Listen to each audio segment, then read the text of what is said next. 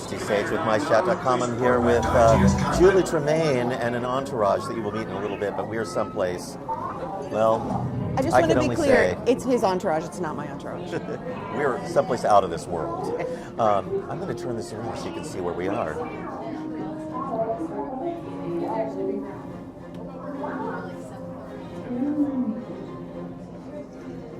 Take you with us on a ride through Rise of the Resistance, and then we will take a journey through Disneyland to see holiday removal, latest construction, and talk about these devastating fires in California. But we're starting on a more fun note before we get to the difficult topics.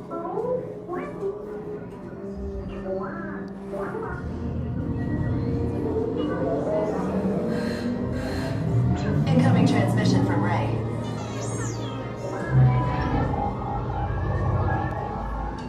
BB-8, is everyone assembled?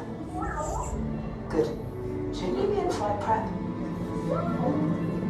Recruits, thank you for joining the cause. A covert resistance team led by my friend Finn has infiltrated a First Order Star Destroyer that is now headed to this system.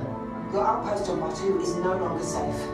We have transports waiting to take you to General Organa's secret base on Pucara. I'll regroup with you there. The Resistance desperately needs your help in our fight against Kylo Ren and the First Order. Remember, it is vital that you keep the location of the Pucara base secret. Lieutenant Beck, one of our top commanders, will lead you. Affirmative. Transport is ready. Nine Numb and I shall personally see them delivered. Thank you, Lieutenant. Welcome to the cause. May the Force be with us. Commander Poe Dameron and a squadron of X-Wings shall escort us to the rendezvous point on Pucara. Roger. This is Black Leader. I hear you're a fine-looking group of recruits. Well, no time to waste. Let's get you on your way to the General.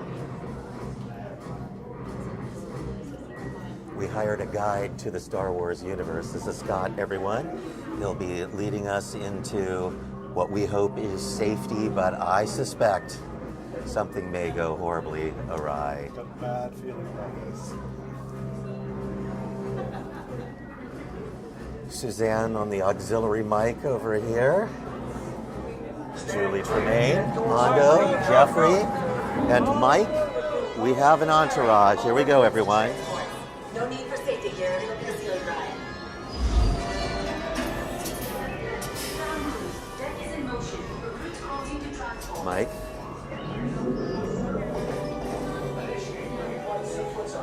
All right, Scott.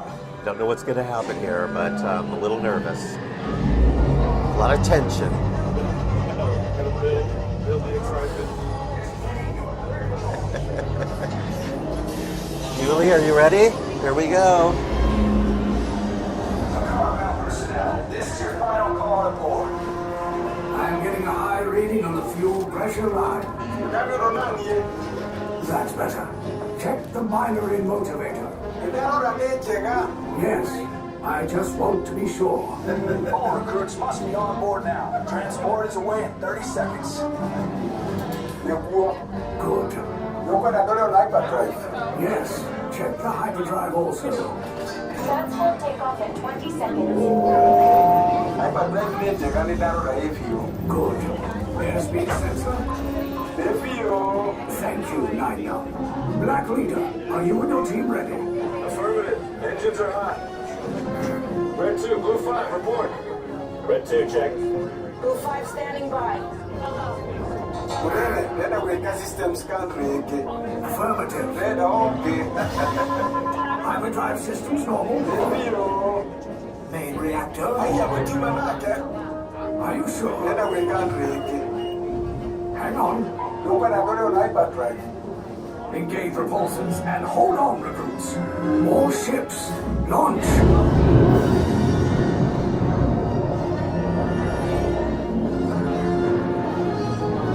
I am Lieutenant Beck. As you heard from Ray, I have been tasked with getting you to Pucara. Red 2, Blue 5, keep it tight now. Let's get ready to make that jump to light speed on my mark. Black Leader, we're picking up an unusual signal. Are you spotting anything? Yeah, I see it. We'll check it out. BB-8, what do you got? There appear to be a number of small craft heading our way. Raise the shields. We got and Company, first order TIE fighters. Reroute! Reroute! Red 2, Blue 5, we're gonna clear a path so transport can make the jump. They're all over us! I'm hit! We lost Red 2, more incoming. Blue 5 taking evasive action. Try to shake him, Blue! I'm trying, but... We lost Blue 5! I'm gonna try to get out of the way! Copy that. Get us clear so we can make the jump. Be ready, you won't have much time. Where are all those TIE fighters coming from? Star Destroyers. Get out of there! We can't. We're caught in the tractor beam. It's pulling us in. I'll get some friends and make this a fair fight. Don't worry, I'll come back for you. Stay strong. Is there anything we can do? No. No, the tractor beam will be too strong. It's worth a shot. Full reverse. Any other ideas? Then wipe the navicomputer. I don't want them finding anything.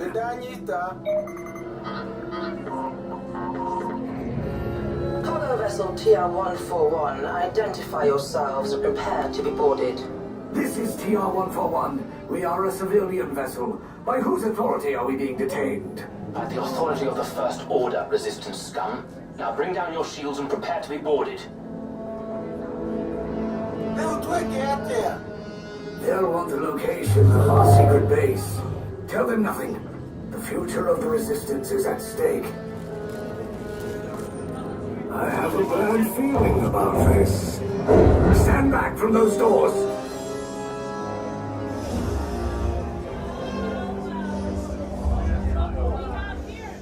A bunch of resistance sympathizers.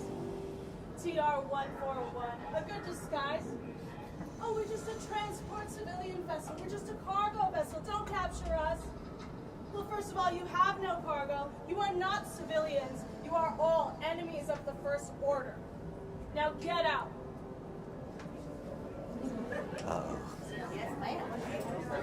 It's not good, Suzanne.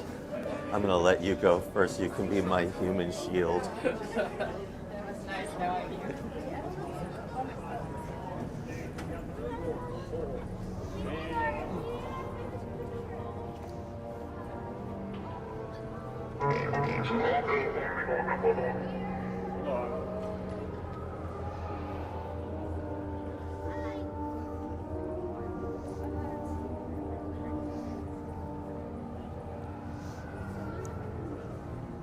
Oh boy, Scott.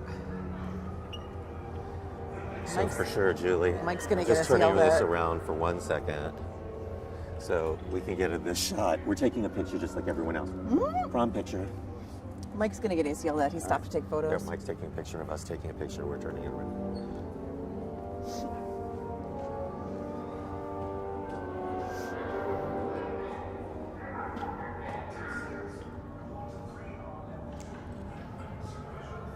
Amazing.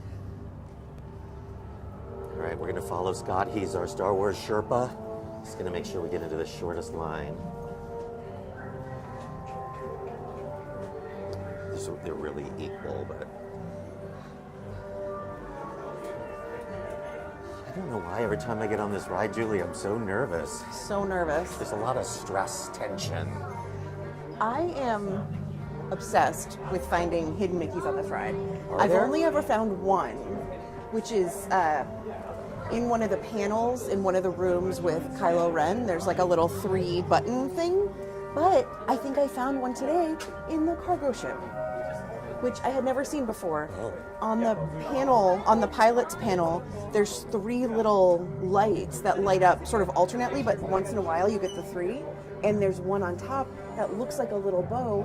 I think it's actually a hidden Minnie. Oh, I like that. Julie's talking about the hidden Mickeys on this attraction. Do you know of any? Oh, I don't think so, no. Well, she's going to try to point one out to us on the ride, but she saw one in the transport. She thinks she saw a hidden Minnie. I've never looked for them on the shop before. Because I thought none, and so, or if they are, they're so hard to find. It's what I do every single time I get on this ride. I'm just constantly scanning for hidden Mickeys. But I've only ever found one. I think there might be a couple more, but I haven't searched the internet for them. I don't really want to. That sort of takes the fun out of it. So you can get backed up here sometimes, and also it's a little bit worrisome because this ride breaks down a lot. So when you stand in any one position for too long, you always have to wonder.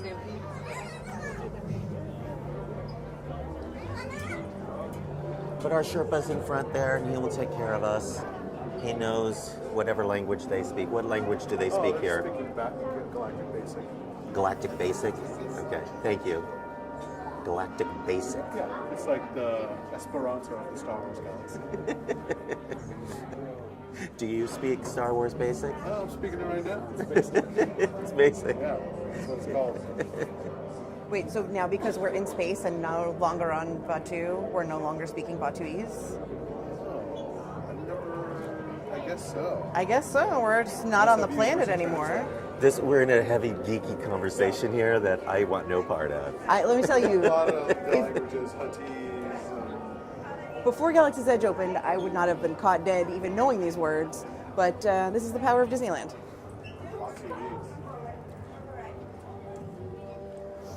Batuan. So that's the spoken language is Batuese. The written language is Orabesh. Again, I apologize for knowing that. Orabesh is like the characters you see all around. You threw away your Galactic Coca-Cola, but it has Arabesh on it. It does. It does. I have a shirt. When they opened Galaxy's Edge, they gave all the media a shirt that I assume they sold in the land, and they never did. But it's the Coca-Cola logo in Arabesh on a shirt. And it was amazing. And they gave me an extra, extra large, which I couldn't wear, so I gave it away. And now I want one. So if anyone out there has a medium or large Coca-Cola shirt in Arabesh, you can send it to me. P.O. Box.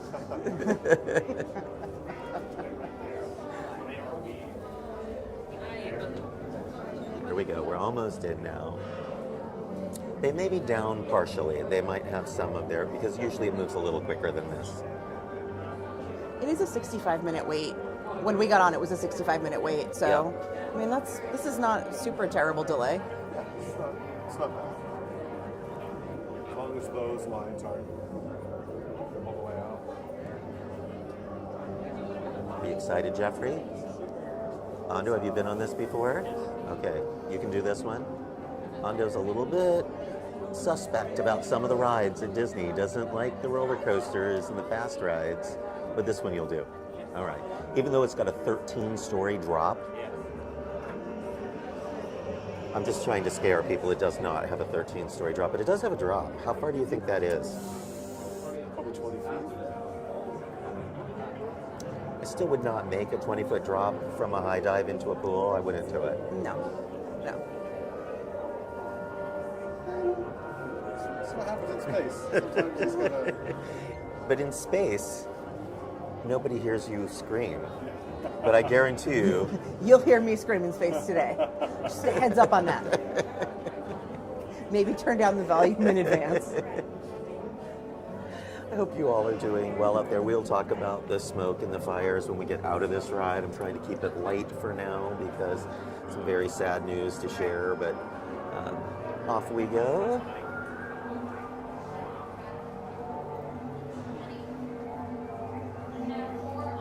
There are 7 of us, so we'll take an entire transport.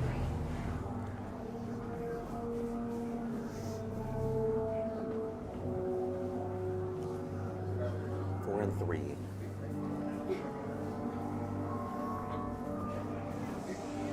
Mike's not paying attention. They're going to eject him into space.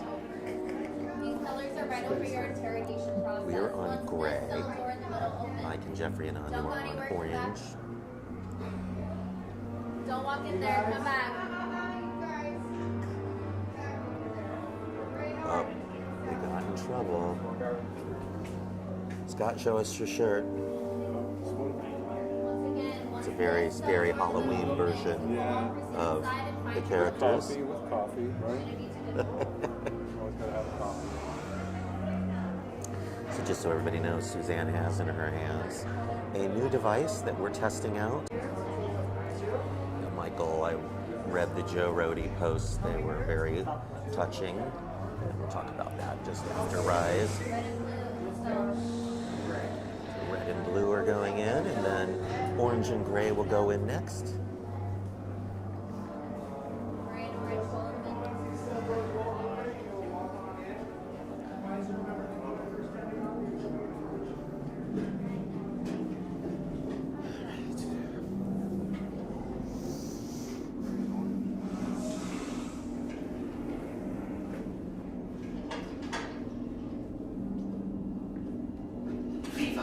Yes, General. Enemies of the First Order, we will soon snuff out your meager resistance.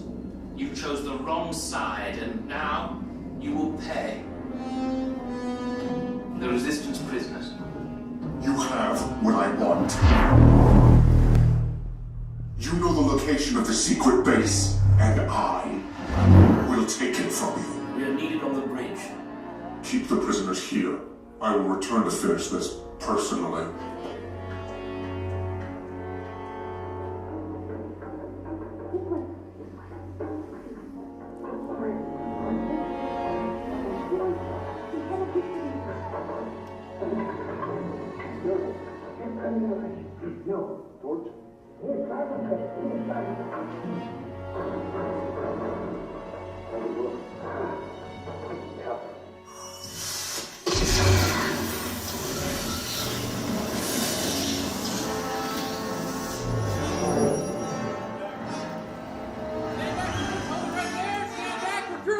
We are with the resistance and you're being rescued, so everyone follow me and let's go.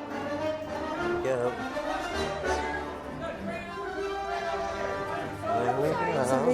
Here goes nothing. Orange and gray over here. Then we have the recruits. Wait, you're still here? Poe's coming back with an attack force. Get to the escape pods now. Lieutenant Beck, seatbelt. We need to find him a way. Recautos para su There we go. seguridad, permanezcan sentados con su cinturón de seguridad bien ajustado. Mantengan las manos, brazos, pies y piernas dentro del transporte y supervisen a sus niños.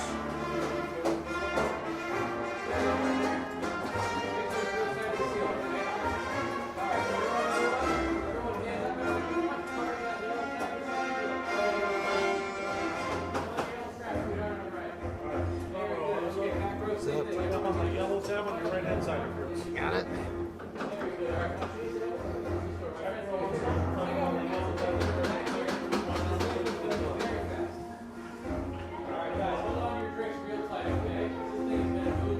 Okay, take this corridor to the turbo lift, then head down to the escape pod base. Those droids are programmed to return you to Bayou.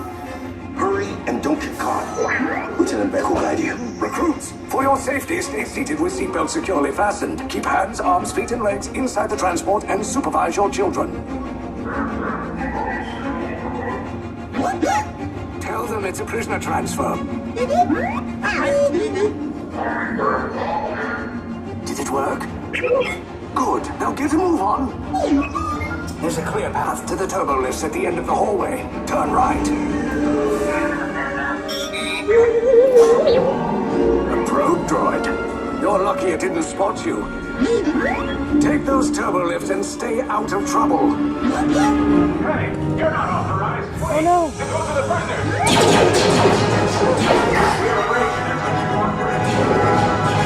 Your cover is blown. Find an alternate route. Who picked these two droids anyway? Attention block breach. Prisoners must stay on the earth. There they are! Fire! Take cover, recruits! The escape pods just follow us! Follow us down! Hurry! No, not up! I said down!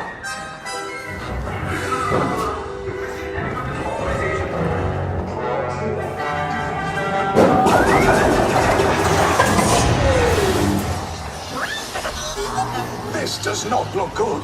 Try to find another way down to the escape pods. The Resistance will attempt to rescue the prisoners.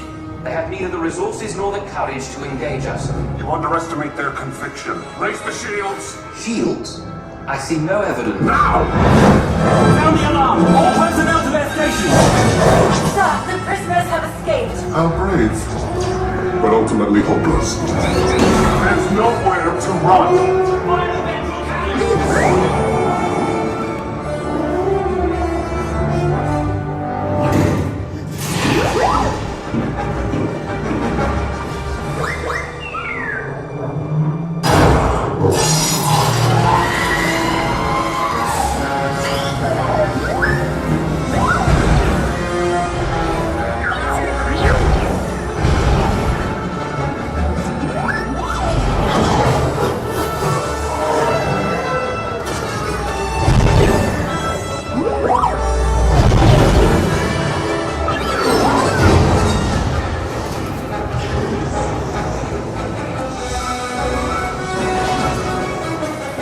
going to be coming up on the right in one of these panels.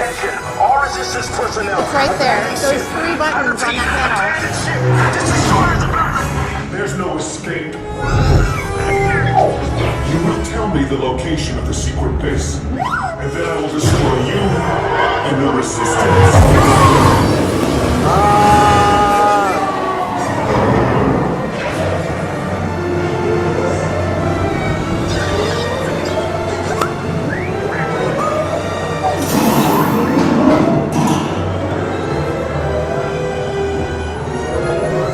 Oh no. Wait, hold on, Julie.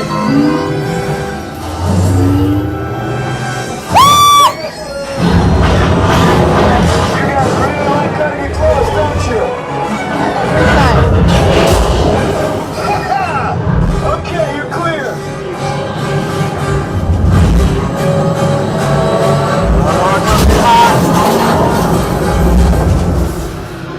Your escape pods came in a little off target. Ground crews will meet you outside the wreck. All right, nice job, recruits. Not what you signed on for, but hey, you're resistance now. I think I have that authority. Right, Beck? Where's the lieutenant? I need eyes on Beck. I know, scan for his pod people. Down in Sector 4. Verification pending for people and personnel. Where's the lieutenant?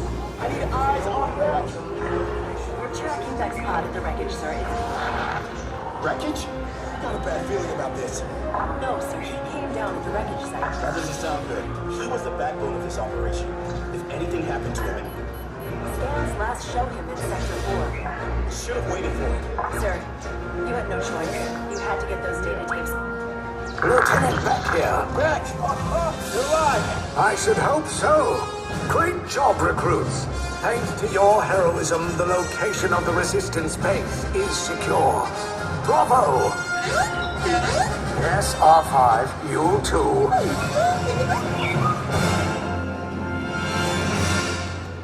He is one cute droid. All right, we made it.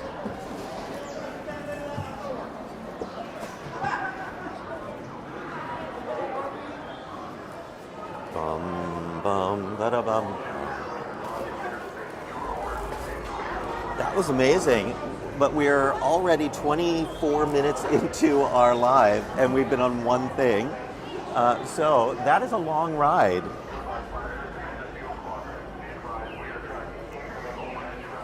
Hello everyone, Dusty Sage if you're just joining us. We started the live on Rise of the Resistance here at Star Wars Galaxy's Edge at Disneyland today. Our first full New Year's live. We have the whole crew with us because they're unblocked now. So we have Scott Solo with us and Mike Kindrich and Julie Tremaine, Suzanne Lee, Jeffrey and Ando. The crew did all sorts of things for the holidays and New Year's because they were blocked out of the park. So you had just me, but now we're back. We're going to take you now towards Haunted Mansion where there's some construction. And as we go, I'm going to turn it around so you can kind of see the eerie sunset we're having tonight. Kind of orangish sky is mostly caused by all of the fire particulate in the air, and unless you've been living under a rock, you know that we've been suffering some really tragic fires in Los Angeles. I have some very close personal friends who lost homes. In fact, we have Miss Julie Tremaine with us today because you evacuated your house. I did evacuate my house, and to be clear, I'm fine. My neighborhood is fine. We were never under an evacuation order. I live in Los Feliz. We were never under a full evacuation order, but the smoke from the Eaton fire was so intense yesterday morning that I thought, you know what? If something's going to happen, I would rather get out now than get an hour to pack everything and panic and run away. Well, and there was no power at your house and probably still isn't. All day long there was no power. And so you were starting to lose your cell phone coverage and all of that. And for safety, you didn't want to be in the dark with no phone and not know if you needed to evacuate. Exactly. I didn't, when I woke up yesterday morning, and I woke up very early hearing the power go out, I didn't have cell phone service in my building. I didn't have any way to find out whether I needed to go. So I thought, you know what? let me just pack a bag and let me just head to Disneyland. Yes. Because the power will always be on at Disneyland, and my pass is unblocked. You know, it's been a crazy couple of days. It started off as really tragic, shocking fire in Pacific Palisades, which is in a very affluent part of LA near the ocean, Pacific Ocean, but it quickly jumped over to Malibu and Santa Monica, also very historic. Dick Van Dyke, for example, lives in Malibu. He just had to evacuate his home a month ago for a fire. And again, you know, fire encroaching on his house. We did just watch a video update from his wife, Arlene, that he is fine and their house is safe for now, and they're packed and ready to go when they need to. But I had a friend that lived just down the street from them who lost everything in the fire, lost his home, lost all of his personal possessions. He spent a lifetime accumulating. And then on the other side of town, up pops a fire over by where the Tournament of Roses parade was 1 week ago. And now much of that whole area in Pasadena and Altadena has burned to the ground. I have a friend who just before the live wrote me to say that he lost his home. And then last night, we were together for dinner, and we're watching as a fire pops up on Sunset just behind the Magic Castle. And it burned a lot of houses and things just behind the castle. That was incredibly, incredibly scary. That evacuation order... That's near your neighborhood. Yeah, that evacuation order didn't quite cover my neighborhood, but came very close. And that's when I thought, I'm so glad I left early, because it was, from friends who evacuated, it was pandemonium. It took them hours to get out of the city and get somewhere safe. Of course, then I manage Walt Disney's historic 1932 estate in the Hollywood Hills, and I've been watching the fire maps very closely. There's nothing I could do. I mean, even if I was there, I wouldn't, with a garden hose, be able to put out a major hillside fire, and that house is atop the Hollywood Hills, so just more or less me trying to keep tabs on what's going on there. Very, very sad situation. Now, many of you are wondering, what is the air like down here in Anaheim? It looks a little bit smoky, foggy right now. Most of this is fog. We can barely smell any smoke. The air quality here is moderate, so about 55, which is considered moderate. So if you're sensitive to things and have asthma, for example, right now it's, I can't read it. What is this? 86. 86. So it has gotten worse since we checked an hour ago when it was around 55. Now it's 86 is the air count. Not great. We're going to take this little side route because there's a little bit of construction up here to show you. Refurbishment time for the Mark Twain. Did you know there's this little pathway here? To the right takes you over the bridge by Tiana's Bayou Adventure. To the left there's this little bridge, and it goes up and over the drop for Tiana's Bayou Adventure. I have never been here before. Oh, this is wonderful, isn't it? I did not know this existed. Now look at this for just a second, Julie. If you look down, you'll see there's a flume there, and the boats splash down from the mountain and then down through the tunnel, and then you'll hear them laughing as they splash down. And when you're in your canoe or the riverboat, you see the boats going by. This is where we are. Incredible. Isn't that magical? Such a fun detail.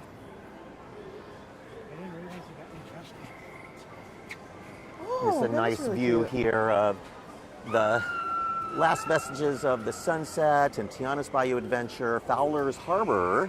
And they call this Fowler's Harbor after Joe Fowler, who helped build Disneyland. So they named this little area of the park after him. And what's interesting about it is this is also the dock for the Mark Twain and the Columbia when they get their refurbishments. So they can do something here called dry dock, where they siphon the water out of the river in this one section so they can work on the boat. And I'm wondering right now if it's dry or wet, so we're going to take a look. And it looks like it's still got water in there. It does. But if they needed to work on the whole of the ship, they would just drain the water. Isn't that correct, Mike? They can dry dock, right? Yeah. Right now it's wet, but long line over here is not for the food, it's for the cookies. The people are crazy about the cookies here. I am too. I love these cookies. For Christmas, they had gingerbread. Then they switched back to the fresh baked chocolate chip cookies. But this morning I did get a lot of communications from people wondering if they should cancel their Disneyland vacations because of the fires. And here's what everybody is saying.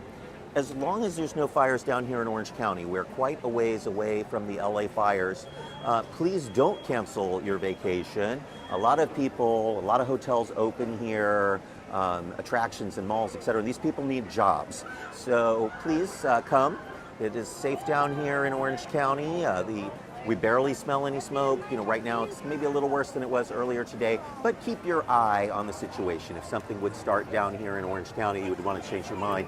We're looking at Madame Leota's Somewhere Beyond shop. This is the shop that opened just outside the Haunted Mansion while the pass holders were all blocked out. So Scott and Julie and Suzanne and Jeffrey and Ando, you didn't get to come into this shop while it was closed. Just saw it for the first time today. You saw it with me just hours ago. And now it is open to all guests. We've done a lot of coverage of that. We're not going to go in right now, but it's a cute shop. You know what? There is one thing I have to show them inside so that we can talk about this next thing. I'm just going to show you one thing inside.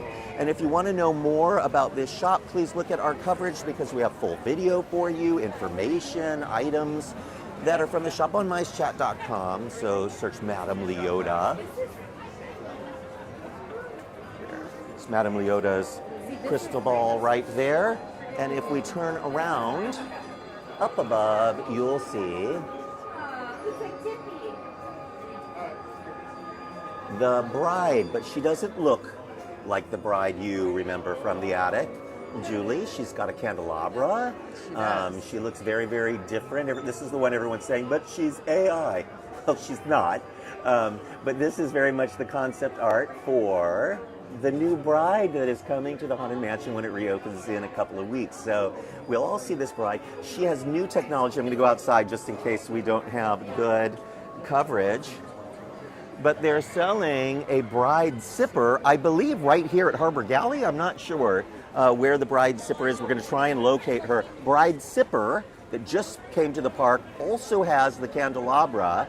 And when the ride opens, folks, and they haven't announced this, this is just your Dusty Sage news, the new bride in the attic will have a candelabra and a beating red heart like the old bride had before the Constance version that we've had for the last 20 years or so. But here's what's cool. I believe she uses a Pepper's Ghost effect, so she disappears and comes back, but the candelabra remains. Oh, nice. So she'll have this wonderful ghostly, kind of like the Endless Hallway kind of tie-in, and I believe her beating heart. So I'm very excited to see the bride, the new version with new technology.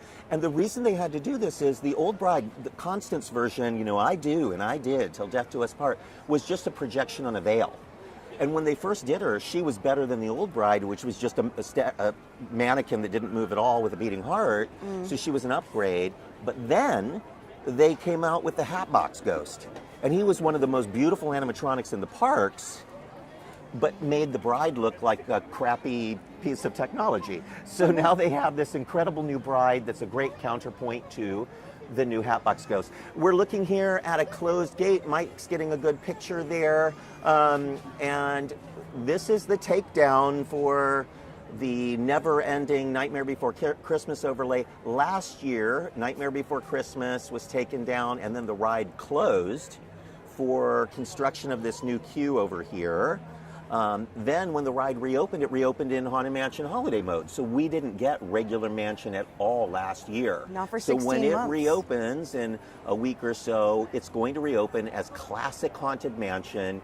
And the first time in 16 months, and I am counting not the days, not the minutes, I'm counting the seconds until it comes back. I'm ready. I miss it so much. Here's what I really want. I want them eventually to turn that shop into some sort of a dining experience or bar so we can spend more time in the mansion, sort of like the Treasure, the new Haunted Mansion bar on the Disney Treasure. Doesn't Tokyo Disneyland have some kind of like Haunted Mansion restaurant? Oh my gosh, if they do, we have to go right now. I've seen something about it, but it's hard to find information about online. We need to do that. So gates are closed right now, but Mike will have all of these pictures for you on the Monday Disneyland update. And the construction scrims are all the way around, so they might be fixing some things in the new queue as well. Hello, Happy New Year! Oh my gosh! Mwah. I saw you guys, so I had to follow. I'm glad you did, my love. You missed us on Rise of the Resistance. I saw you on the. I was like, oh, where are they? I'm like, oh man. I could have been the right person if I'd known. Well, you've been blocked out for a while, so what do you think of the changes while you were gone? Yeah, it's good. There's new stuff, right? There is, new shop, this new plaza here. I mean, and you got to go around and see where they're putting things on sale. Oh, did you find some good sale items? I did. I'm gonna go back. It's for my nephew who's 4. They have a little Star Wars bath set for $12. Wow. I know. I have 50 to 70% off on stuff that's still left. Yeah. Yeah, and the park's not too crowded. You would think we'd just be packed, but it's not too bad. No, it isn't really. Well, we're off on our adventure. Just a little bit of this live left, but you can see it's dark now. We stayed a little lighter than the last few lives where we started and it was already dark. So we're getting about half of the live with a little bit of light. And then it gets a little bit creepier and darker. And I have to tell you, Julie, this is my favorite time of night. I love it when the sun goes down and the lights come on. It feels a little extra pixie dust. It does. It feels very magical, and this is the exact perfect temperature for it. It's very comfortable. This is just ideal conditions at Disneyland. It's probably right now. like 68 to 70 degrees right now. It feels lovely. Today, I think it got up to about 72 or so. So it's beautiful, just gorgeous weather. The last vestiges of Christmas are being taken down, but a little bit stays up in New Orleans Square because they go straight into Mardi Gras. And for Mardi Gras, they leave up some of the lights. I have been really surprised at the number of Mardi Gras foods that I've seen around the park today. Really, already? Already, I've seen 3 things. So Royal Street Veranda had Mardi Gras miniature Monte Cristo. That's the Royal Street Veranda there, mini Monte Cristos. Harbor Galley has king cake. Okay. Signature New Orleans dessert. And the churro cart outside Haunted Mansion has a special Mardi Gras churro.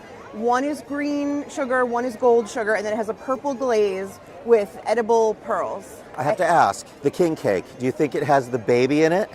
I don't think Disney's serving anyone a choking hazard, no.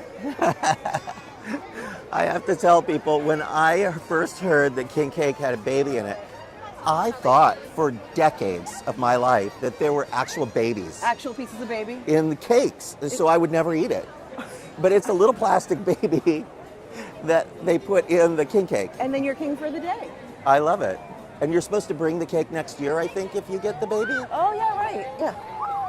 I don't know for sure. I'm not an expert on that, but I did go with Disney a few years ago to New Orleans while they were sort of trying to get people excited for Tiana's Bayou adventure, and they took me to New Orleans, and I got to meet Leah Chase's daughter, who, Leah Chase runs Dookie Chase, the restaurant, and her mother, Leah, was the inspiration for Tiana, or at least one of them. She was a groundbreaking chef in Yes. New Orleans.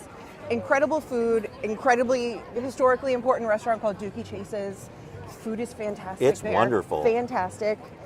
And Leah Chase Jr. now runs it. But it's lovely inside the restaurant because they have all this Princess Tiana stuff inside. There are all these Disney nods, and there's original art from Imagineers that say, to Leah, the original princess. And it's like such a lovely nod to her, such a wonderful way to pay respect to her. I had dinner there with Ted Robledo. I don't want to get his last name wrong, so Ted, I apologize. He was the artistic director on Tiana's Bayou Adventure. And I had dinner with him at Dookie Chase. It was a pretty special evening, and we didn't know much about the ride at that point. They were just sort of leaking information out, and I was doing my normal Dusty Sage thing where I was just grilling him on all the things that I liked or didn't like or was concerned about. He's like, I can't tell you anymore. I'm sure he loved that dinner. It must have been so fun for him. At the end of that dinner, they did have Tiana come into the restaurant, and it was a big surprise to everybody. So that was a very special evening. But while I was there, I had my first king cake ever. I did go out on the bayou in one of those airboats, so I could see what a real bayou looks like. They're not in the city, folks. There's no bayou in the city. You drive and drive and drive, and that's why Tiana's Bayou Adventure isn't in New Orleans Square. It's in Bayou Country because it is out in the country. The bayou is far away. It's pretty cool. I never would have done that on my own. They were desperate to get me to like that ride before it ever opened. I don't know if that actually worked out for them because I was pretty critical of it when it opened. It's settling on me, Julie. I like it more, but one thing about it, and earlier I said, what if we go live at the beginning of this video from Tiana's Bayou Adventure, and you said, I would rather die. What I actually said was, I hope that you and Mike have a great time doing that. That's right, I'll be sitting on a bench over here waiting for you. It is far too cold out to get Exactly. soaking wet and then spend the evening freezing cold for an hour talking to people. I can't imagine better conditions for an entertaining show. We were both last night when we were at dinner and we're just trying to follow the news and kind of drink away our sorrows and looking at all our text messages from our friends that were evacuating and losing their homes, etc. And you ran across a post, I think, from Joe Rohde. Yes. And it was very heartwarming, sad. He spoke about Imagineers, early Imagineers lived in Altadena. He was saying that in his early days, a lot of Imagineers purchased houses there. It was very affordable, and a lot of them lived there. And it was really, as it has been for everyone, incredibly heartbreaking to watch an entire community just be burned to the ground. And not the only one. One of many communities, but that one in particular had a lot of Disney connections. Yeah, it did. And Joe wanted to call out the fact that those homes that all of those early Imagineers he worked with were all destroyed. It's very sad.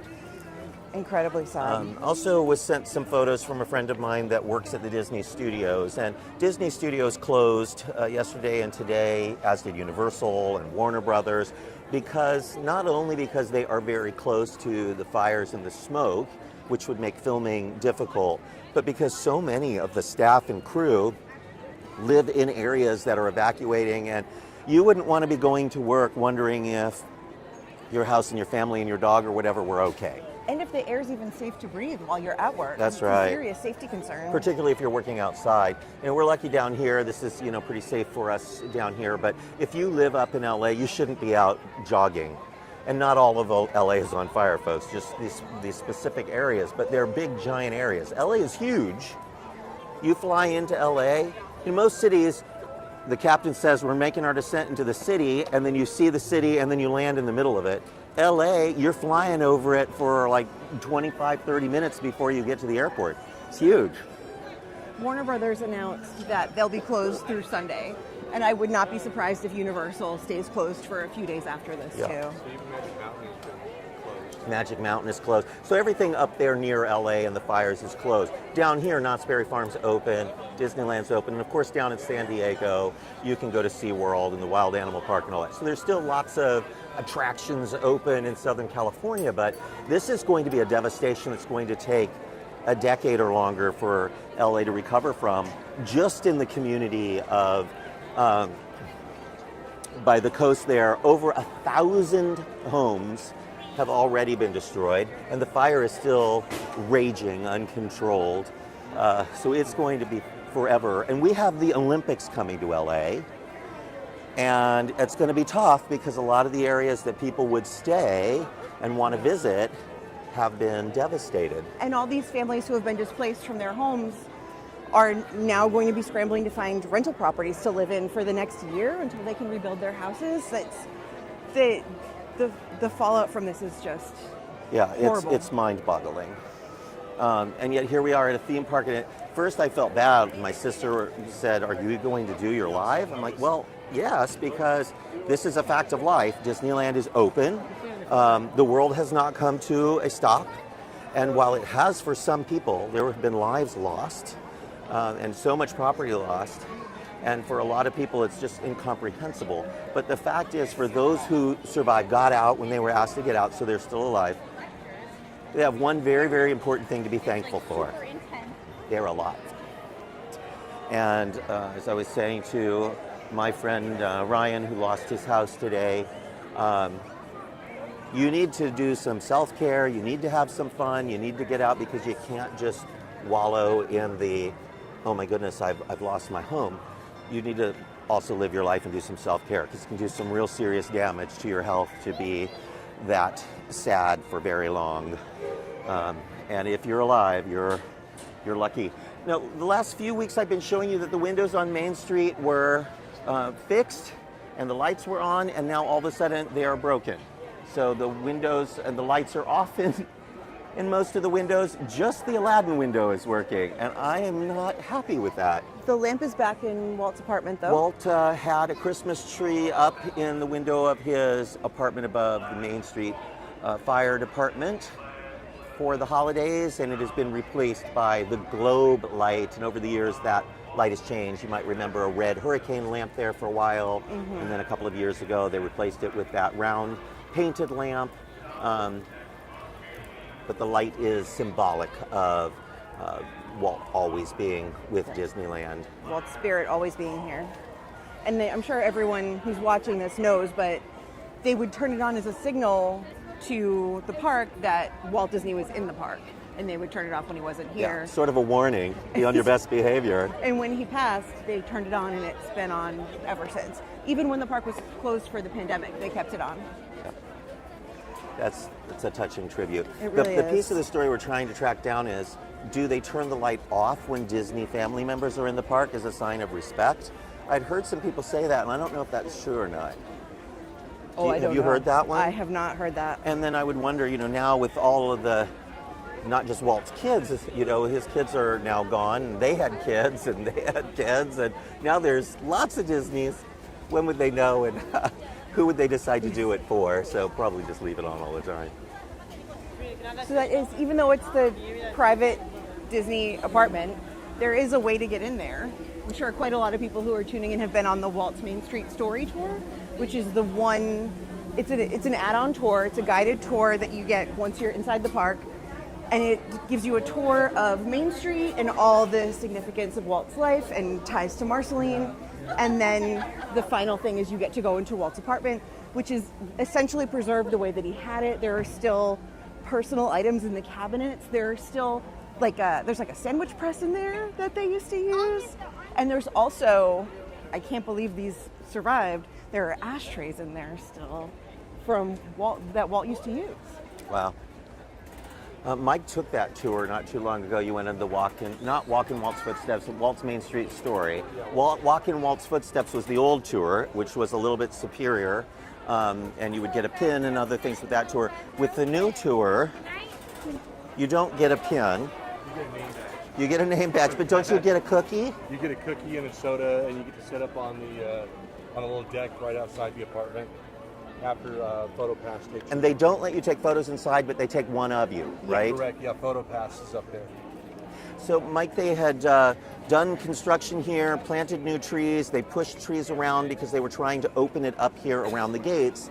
All of that in preparation for the new gates that are being installed. You went through the new gates today. I did on the DCA side, I did, yeah. And we'll go stand next to it for a second as we walk over there, but for the moment, they're not really using them the way they were intended. No, I don't think so. They have a cast member standing with an iPhone scanning you in. So we're still waiting to see, but there's construction fences around some of these trees, and I'll tell you why. When they opened and took down the construction walls, they weren't 100% done. They had wood around the trees, but they're starting to install metal grates. This one is half and half. So you see half of a metal grate with a round circle. The other half looks different because it's wooden, but they're replacing that around all the trees that they planted in this area. So it'll look a little nicer.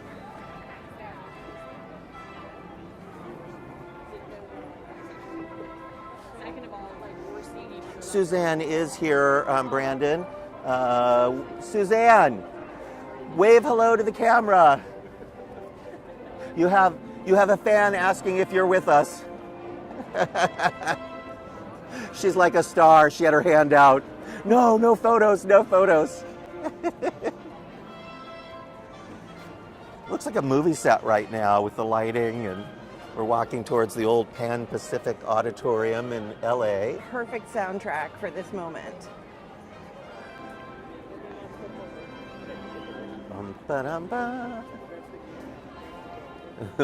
Mike's rushing to get his picture.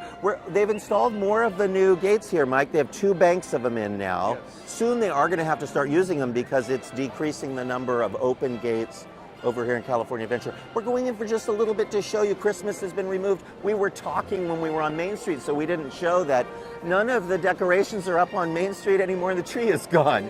That was a very important thing. I don't know why I didn't mention it. And the castle's not lit. Castle is not lit, but it does still have a lot of its decorations. They still have the snow.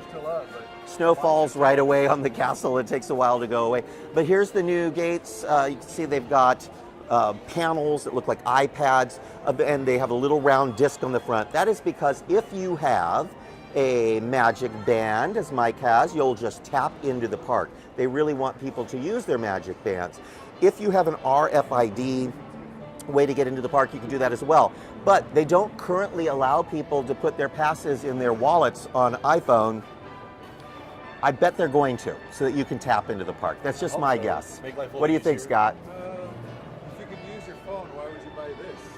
Well, I don't think that they care at this point. I think the goal is to speed it up so they don't need cast members. Because if only the people with the magic bands were scanning themselves in and they still needed a cast member for everyone else, it would cost them more money. So I think Disney's being very smart. Whoever has my ticket, go ahead and get me into the park. They do it at Walt Disney World. You can have your ticket in That's right, your and that's wallet. why I don't. And even and they rely very heavily on magic bands. Even Knott's Berry Farm lets you put your ticket on the wallet. I'll let you go in first, Mikey. Okay. This is for him. I'm the vlog. That's right. Do you want to be? You want to smile? He's like, am I on the blog? Would you like to be?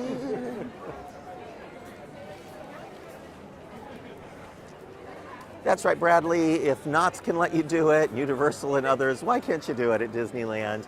You can. I mean, eventually you'll be able to.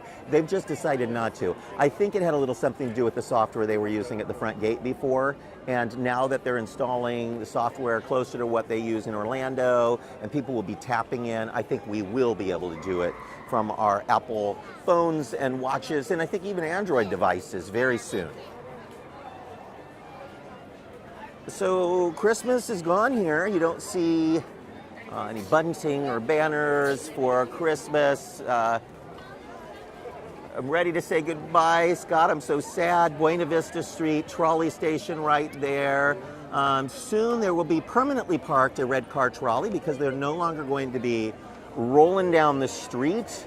Instead, they will park one of them there just as a set dressing, and it will look nice there. But over here, you'll see the tracks, and as people roll up and down the street with their baby carriages and scooters and things, these tracks are a nuisance. And so, although they're thematically correct for the street, if they're not going to be running the trolleys, I do hope they remove the tracks. Maybe they can just kind of draw them in the ground or fill in the slot in the middle so that they're not such an impediment to traffic. I don't know about the wires up above, if they should keep those or not. It does keep them from doing tall parade floats.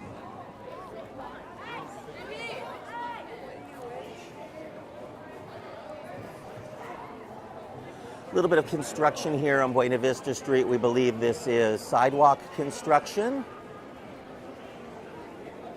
And they have some scaffolding up on the buildings as well. So they'll be doing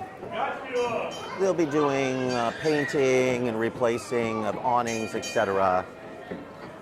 Wave farewell to the red cars. They are not long for this world. They go away later this month. Do we know when yet, Julie? We were talking about that earlier, like the 20th or something. It's February 8th. February 8th. So very soon. We're a month away. Did you know that there was a little trolley that goes through the Candy Rock Mountain? Have you heard that Candy Mountain was an original concept for the Matterhorn? Bob Gurr tells the story in such a funny way. So before they did the Matterhorn, they were considering a Big Rock Candy Mountain, and to make the model, they used real candy in the model, and they started getting ants and rats and things in the model shop, so they just dumped it out behind Imaginary. Yep, all of the Christmas is gone. There's no Christmas tree in Carthay Park over there.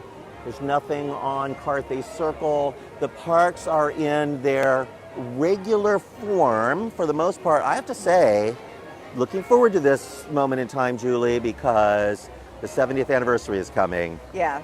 And then we will have the 70th decorations and music and food and merchandise from this coming spring all the way until summer of 2026. Yes. That's a long time. And then it'll go straight from that to Halloween and then Christmas. So this is our last chance to see the parks in their natural state for about 2 years. It is very nice to have a breathing moment. And we're going to go next week. Lunar New Year starts, and then there's, lots and lots of events. But so this thankfully, with Lunar New Year, it's just in that one corner of DCA. Yeah. It doesn't decorate the whole resort. So those kinds of smaller festivals I'm fine with, but as far as Christmases and Halloweens and 100th anniversaries and now 70th anniversary, they take over everything. So we're going to enjoy the parks like they were built to be for a few months. I am really enjoying this moment of calm. Speaking of calm, the parks are busy today, but not crazy busy because the holidays are over. So we're not pulling in those crowds. I was expecting it to be busier than it is because the passes are finally unblocked. And there are a lot more pass holders in the parks right now, including our whole staff here. I was not expecting to come yesterday, but I got a day of reservation, which was nice. And when I ended up, as I said, I evacuated yesterday, I got a really good last-minute deal at the Disneyland Hotel. I was very surprised. I got an even better deal at the Sheraton down the street. Much cheaper. Did you wake up to the monorail slide? No. I don't think so. I woke up to the sounds of gunshots. No, I didn't, folks. Such a liar. Not that bad. Walking into Hollywood Boulevard here, still waiting to hear what the final decision is on where everything is going.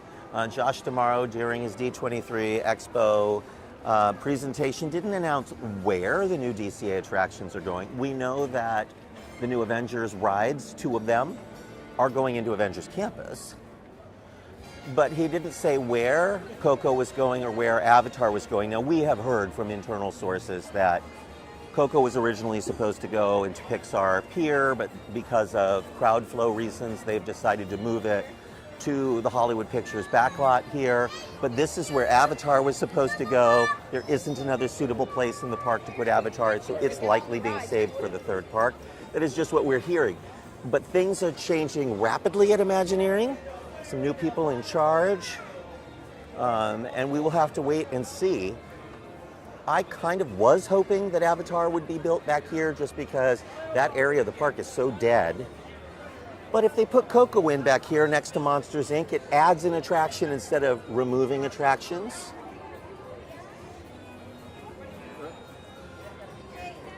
Just looking at it back there, there's nothing to see back there, folks. So. There's a fork in the road. Oh no, folks, there's a fork in the road. There's little cones around it. Wow. Yep, careful everyone, there's a fork in the road. There's a fork in the road. That is the funniest thing I've ever seen. Did you get a picture of that? I'm gonna get a picture of it. Oh my gosh, that is hysterical. I've seen them do that in Florida. I've never seen it happen here. And I love it. I like the little cones. Oh, see our whole crew reveling in the beauty that is the fork in the road. Did you see that, Suzanne? Careful, there's a fork in the road. So that is, and speaking of things that only happen at Walt Disney World that don't happen here, I saw my first clap box right before Christmas. I'd never seen one in this park before, ever, and I've been looking for like 4 years. But Jungle Cruise was shut down, and all of a sudden I heard screams from in front of Jungle Cruise, and there was a line of cast members, and there was a tape box on the ground, and when people stepped into it, they would cheer and holler, and the person would take a bow, and then on to the next person. It was delightful. I was so happy to see it. I stood there for like 20 minutes just watching them scream for people. If you need the validation, I'll clap for you anytime. Everybody, can we please have a round of applause right now for Miss Julie Tremaine? Ladies and gentlemen, Julie Tremaine. We are walking up onto something important to me, Julie, and to give it to me, I've been fairly positive throughout today's video. Astonishingly so, yes. Can I hear it from me? Can we a little clapping for Dusty Sage for being so positive? You nailed it. Great job. Because I'm going to ruin my record right now. Oh, there we go. So on Monday, I wrote a different version of the Monday update where I gave 9 resolutions for fixing the Disneyland Resort and bringing back the magic. Things like loosening up the reservation policies, doing away with Lightning Lane on attractions that don't need it, making it easier to get in and out of the front gates, not just the new gates that we showed you, but creating special entry gates for pass holders and people who already have photos associated with their account. But the most important thing to me was restoring entertainment to the Disneyland stages, particularly the Hyperion and the Fantasyland Theater.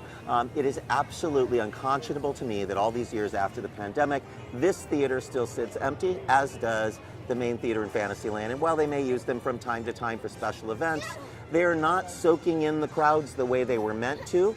These parks get very long lines, particularly with the Lightning Lanes. So why not open the theaters to soak up thousands of guests all at once, multiple times a day, give you a place to come in, out of the heat, and get some air conditioning and a place to sit for 20 minutes. Well, in the case of the shows in the Hyperion, 40 minutes to an hour.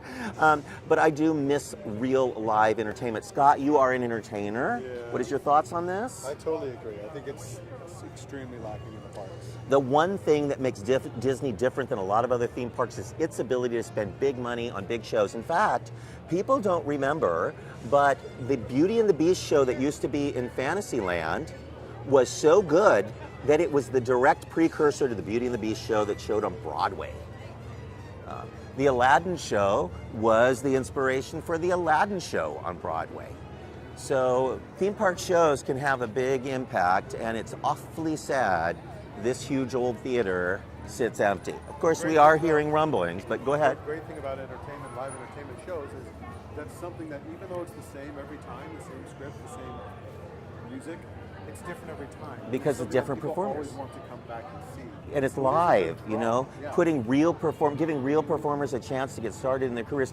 In fact, Eden Espinosa and other famous Broadway actors and actresses got their start here at the Disneyland Resort on these stages. It's awfully sad that we're doing away with that.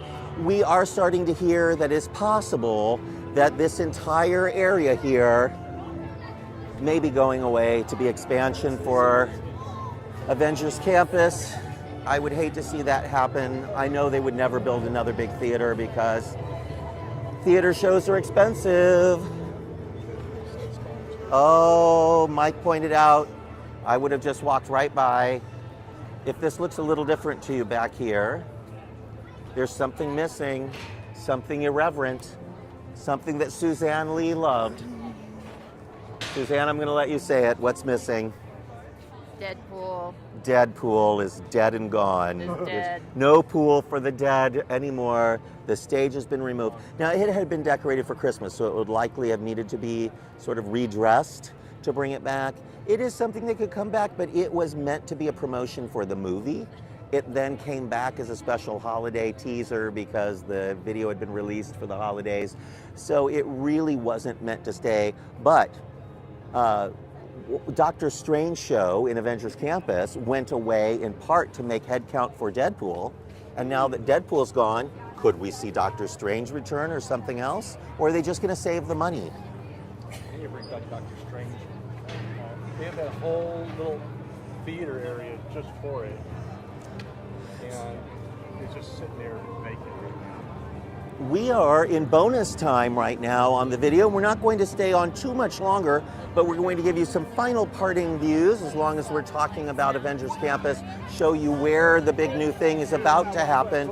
And also we thought you might find it interesting to see where the red cars go to sleep at night. So we're following the tracks. And one of the reasons that red cars are going is because of where we're headed.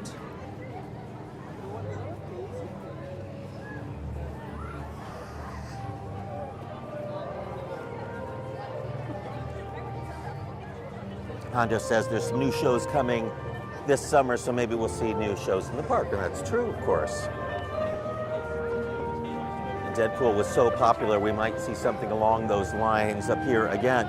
The tracks for the red car go all the way towards this building, which is Avengers HQ. Those doors open up, red car slides all the way in. The trolley barn is back there, where they do maintenance and charge up the batteries on the trolleys.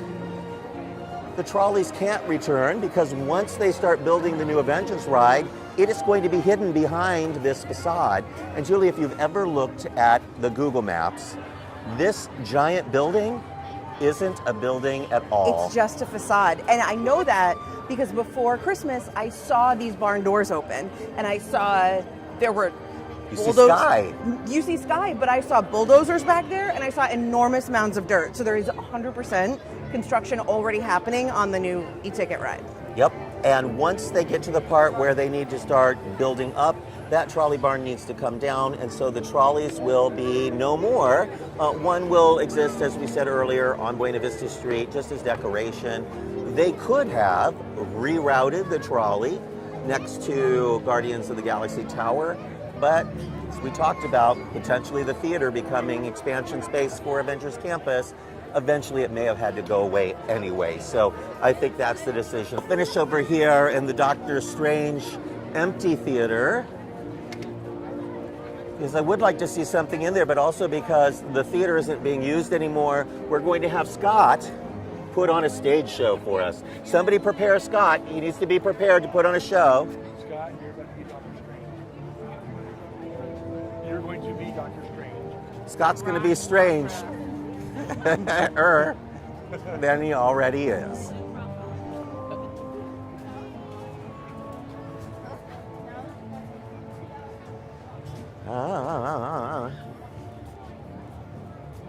All right, Scott. Empty theater. Here's an empty theater. Here's an actor in his native environment. Put on the show. No, me. Sing some opera for us. Oh, no. No? Hold on. What are you going to do for us? I'm going to sing an opera, but I'm going to get my kids. This is what I want to hear. I am the very model of a modern major general. I don't have that memorized. No? I am very modern of a modern major general. That's right, you did good. That's more than I know. And remember, this door would open and there was a screen behind it. Doctor Strange would step out. Then he would come out here and see, here's my audience. And he would put on sort of a magic show. And I'm in my clap box. Hooray! That applause is for all of you for watching us for another scintillating MiceChat Live. I'm turning this around. And thank you to the whole MiceChat crew who are behind me there. We have Scott and Suzanne and Mike and Jeffrey and Ando and our ghost hostess of the evening, Miss Julie Tremaine. Thanks for joining us, everyone. We will be back with you again really soon. We hope that you have a wonderful new year. And for those of you suffering through these terrible fires, our very best to all of you. You have your lives and you have the opportunity to rebuild in the way that you want. So make your future as magical as you can. We are thinking about you. And for the Disneyland Resort, we hope you read the 9 resolutions for 2025 because you can make Disneyland more magical. Again, we have faith in you. There are some great people at the Disney company who very much care about the guest experience. We want those people to show that resolution list to everyone who has the opportunity to make a difference. Disneyland, you can do it. And with that, everyone, we say good night. We'll be back with you again next week. And don't miss the MiceChat Monday update every week on MiceChat.com. Bye-bye, everyone.